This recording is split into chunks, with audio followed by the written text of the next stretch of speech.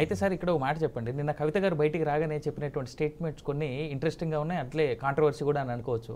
ఒక్కొక్కరి సంగతి ఏందో నేను చూస్తా. ఎవరెవరైతే నా మీద ఈ కేసులు పెట్టి అక్రమంగా నన్ను ఇరికిచ్చారో వాళ్ళందరి సంగతి తేలుస్తా. లెక్కలతో వడ్డీతో సహా ఇచ్చేస్తా, తిరిగి ఇచ్చేస్తా నేను. నన్ను జగమొండిని తయారు చేసిర్రు అనేటువంటి మాట మాట్లాడింది కవిత. సో మొదటి నుంచి కూడా కవిత మొండి అనేటువంటిది అందరికీ తెలుసు. ఇప్పుడు నన్ను జగమొండిని చేసిర్రు అనేటువంటి మాట మాట్లాడింది. మరి దీన్ని ఎట్లా చూస్తుంది? పార్టీ ఎట్లా చూస్తుంది? తెలంగాణ రాష్ట్ర ప్రజలు ఎట్లా చూడాలి దీన్ని? కరెక్ట్ ప్రశ్న ఇది. ఒక నాయకుడు ఇలాంటి సందర్భంలో బయటకు వచ్చి కవిత గారు అన్న మాటలు 4 మాటలు. నేను ఇవాళ నుంచి జగమొండినైనను వడ్డీతో చెల్లిస్తాను. రేపు పొద్దున కారు వేసుకొని ప్రతిపక్షం ఇంటి మీద దాడి చేసే మాట కాదు అది.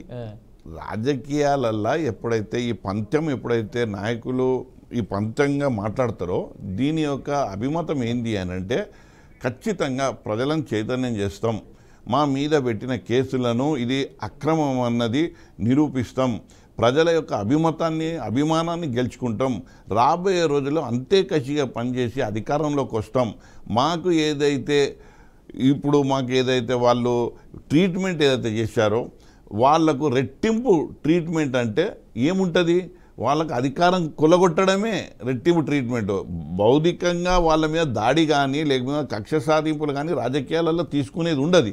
ఇలాంటి మాటలను ఎట్లా చూడాలి అని అంటే ఇంకా కసిగా పనిచేస్తాం, చివరి వ్యక్తి దాకా, చివరి ఇంటి దాకా, చివరి ఈ రాష్ట్రంలో తెలంగాణలో పోరాడి తెచ్చుకున్న తెలంగాణకు మరింత జాగృతం చేసి మళ్ళీ బీఆర్ఎస్ను అధికారంలో తీసుకొచ్చి వాళ్ళకి నిరూపిస్తాం, మీరు చేసిన చర్యది ఇది తప్పు అని ప్రజల యొక్క తీర్పుతో నిరూపిస్తాం. ఇది నా సంకల్పం అన్నది దీని వెనుక చూడాలి. సార్ ఇంకో మాట చెప్పండి. ఎమ్మెల్యే ఎలక్షన్స్లో ఏదైతే రాజాసింగ్ మీద మీరు పోటీ చేశారో గోషామహల్ నుంచి, అప్పుడు పెద్ద ప్రభావం చూపెట్టినటువంటి మీరు ఎంపీ ఎలక్షన్స్కి వచ్చేసరికి, పార్లమెంట్ ఎలక్షన్స్కి వచ్చేసరికి పెద్దగా ప్రభావం చూపెట్టినట్టుగా అయితే ఎక్కడ కనబడలేదు. ఎందుకు? కారణం ఏమై ఉంటుంది అంటారు? అంటే హైదరాబాద్ పార్లమెంట్ ఎట్లుంటుంది అంటే communal vote bank, communal voting జరుగుతుంది. ఇప్పుడు మీరు గతం కన్నా పోల్చుకుంటే ఈసారి ఏమైంది అని అంటే నా ప్రత్యర్థి అయినటువంటి మాధవిలత, అసదుద్దీన్ ఓవైసీ, నేను ఇప్పుడు తను మాధవిలత చేయడం వల్ల ఆమె చేష్టలు, ఆమె వే ఆఫ్ పొలిటికల్ చేయడం వల్ల అది ఇంతకు ముందు కన్నా రెట్టింపుగా విభజన అయ్యింది. అంటే హిందూ ముస్లింల లోపల అంటే వర్టికల్ డివైడ్ అయిపోయినారు, హిందూ ముస్లిం. అది కనిపించింది. ఎందుకనంటే తను బాణాలు ఎక్కువ పెట్టడము మస్జిద్ల పైన ఇవన్నీ వాళ్ళు ఏం చేశారు, వన్ సైడ్ అయిపోయినారు. వాళ్ళు ఒక స్టేట్మెంట్, వీళ్ళు వరకు అది కమ్యూనల్ ఓట్ బ్యాంక్ హిందూ ముస్లింగానే చూసిండ్రు తప్పితే అందులో ఇంకో పార్టీని చూడలే. సో దాన్ని పెద్దగా పట్టించుకునే అవసరం లేదు. మేము ఎక్కడైతే గోషామహల్ లోపలని మేము కాన్సన్ట్రేట్ చేస్తే వాళ్ళు ఓటర్లు బయటికి వచ్చి అంటే నిజాయితీగా చెప్పింది ఏంటి అని అంటే, అన్నా నీకు ఎమ్మెల్యే కంటే వేస్తాం, ఎంపీ కంటే అక్కడ ఉన్నది అసదుద్దీన్ ఓవైసీ, మనం ఎట్లా అన్నా నువ్వు అని వాళ్ళు. అదే మా దగ్గర మైనార్టీల దగ్గరికి కూడా మేము వెళ్తే అరే బీఆర్ఎస్ ఇంత చేసింది, కేసీఆర్ గారు చాలా చేశారు అంటే, అన్న ఏ బార్ చూడదో అసద్కు దాలింగే, ఇక్కడ వాళ్ళేమో మాధవిలతకి దాలింగే, అక్కడ అసలు అంటే వర్టికల్గా చీలిపోయినాయి 2 వర్గాలుగా. సో దాంట్లో మాకేం చెప్పారు ఓటర్లు, రేపు పొద్దున మీరు ఎమ్మెల్యేగా వెళ్ళబడితే మేము 100% గెలిపించుకునే బాధ్యత మాది. సో అంతిమంగా ఓటర్లు నిర్ణయించుకున్న తర్వాత డబ్బులు కానీ మనం ఎంత సేవ చేసినా కానీ ఎంత పలుకుబడి ఉన్నా కానీ అది కన్వర్షన్ కాదు, అది చేంజ్ కాదు. ఆ తీర్పు ఒక్కసారి ఓటర్లు అనుకున్నారు మనం వీళ్ళకి వేద్దాము అనుకున్నప్పుడు ఇక మనం ఎంత ప్రయత్నం చేసినా అది చెల్లుబాటు కాదు. సో మనం కూడా ఏంది అని అంటే వాళ్ళ నిర్ణయానికి వదిలేసి సరే చూద్దాం అని మాకు అంత ఓపెన్గా వచ్చి నెక్స్ట్ మా వెంబడే ఉంటా అంటున్నప్పుడు మేము వాళ్ళని ఓన్ చేసుకునే పద్ధతిలో మేము ముందుకు సాగినాం. సార్ 8 నెలలు దాటిపోయింది, ఆల్మోస్ట్ 9వ నెల కూడా అయిపోతుంది ఇప్పుడు కాంగ్రెస్ పార్టీ అధికారంలోకి వచ్చి. ఈ 9 నెలల పాలన మీరు ఏ విధంగా చూస్తూ ఉన్నారు? అంటే బీఆర్ఎస్ పార్టీ కావచ్చు, లేదంటే స్వయంగా శ్రీనివాస్ యాదవ్ అనేటువంటి వ్యక్తి కావచ్చు. ఇప్పుడు మీరు యాంకర్గా కూడా ఒక్కటి అంటే మీరు కూడా ఏంటి అని అంటే మేము రాజకీయ రంగంలో ఉన్నారు, మీరు కూడా ప్రజాక్షేత్ర రంగంలో ఉన్నారు, ఎవరు ఏం చేస్తారు, ఎవరి పాలన ఎట్లున్నది, ఎవరి ఆలోచన ఎట్లున్నది అని విలేకరులుగా మీరు కూడా ఒక బాధ్యత ఉంటుంది, ఆ రకంగా మీరు కూడా ఆలోచన చేస్తారు. ఇవాళ నేను ఏమంటున్నా అంటే ఈ 8 మాసాల లోపల అసలు ప్రతిపక్షాన్ని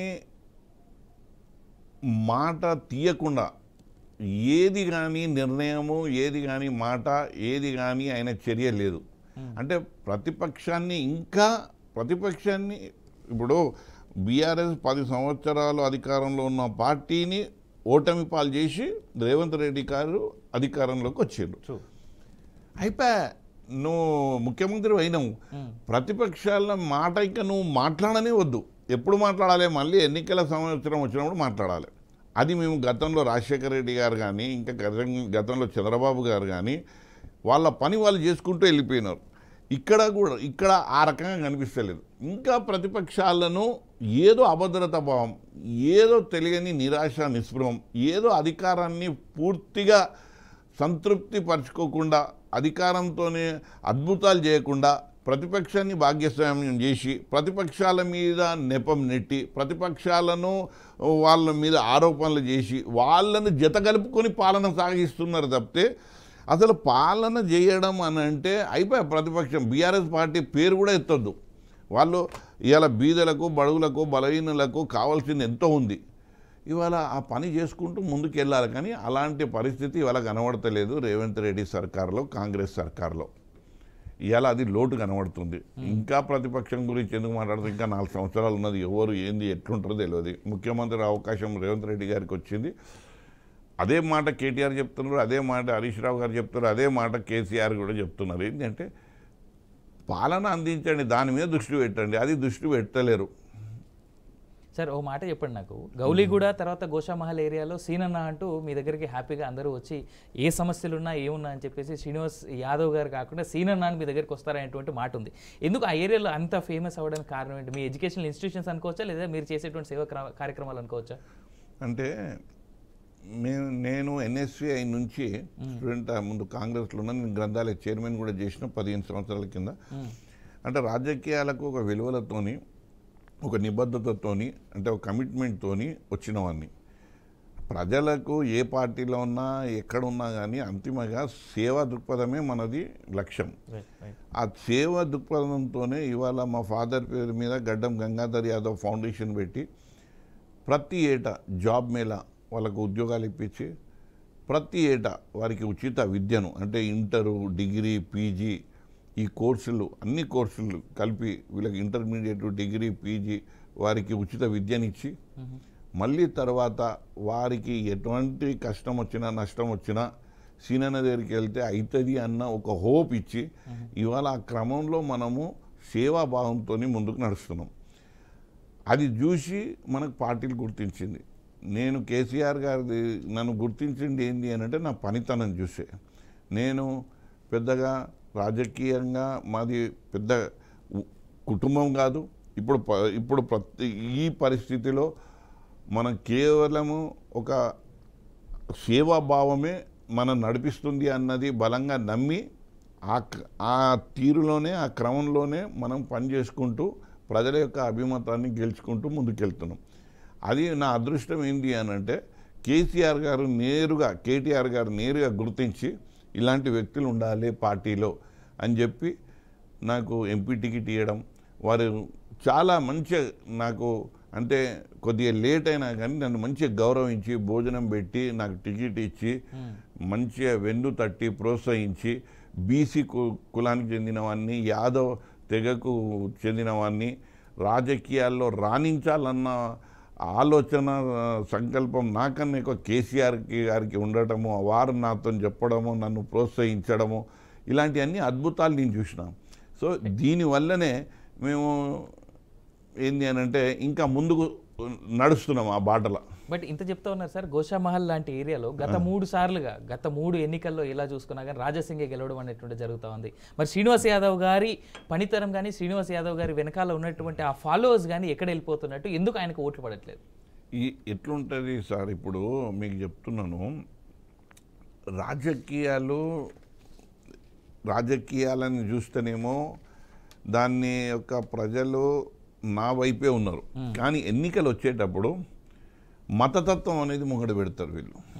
మతాన్ని గెలవాలి అని అంటే ఇంకా నేను శక్తి తెచ్చుకోవాలి.